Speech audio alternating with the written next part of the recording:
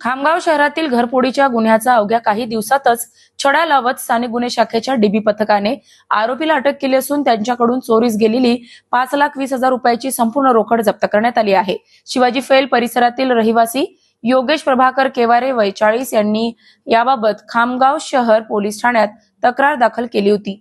1 जून 2026 रोजी सकाळी 11 ते सायंकाळी 7 वाजे दरम्यान ते एका कार्यक्रमानिमित्त घराबाहेर गेले होते। या संधीचा फायदा घेत अज्ञात चोरट्याने त्यांच्या घराच्या दरवाजाची कडी उघडून आत प्रवेश केला।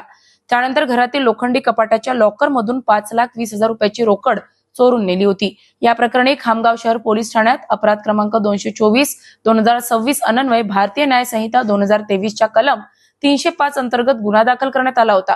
गुन्ह्याचा तपास सुरू असताना पोलिसांनी तांत्रिक व भौतिक पुरावे तसेच गोपनीय माहितीच्या आधारे ओम अनिल माने राहणार शिवाजी फैल खामगाव याला ताब्यात घेतले।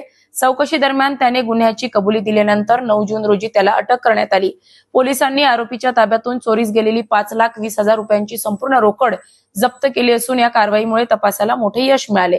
ही कारवाई पोलीस अधीक्षक निलेश तांबे, अपर पोलीस अधीक्षक श्रेणिक लोंढा आणि उपविभागीय पोलीस अधिकारी प्रदीप पाटील यांच्या मार्गदर्शनाखाली ठाणेदार सुरेंद्र अहेरकर यांच्या नेतृत्वात डीबी पथकाने यशस्वीरित्या पार पाडली।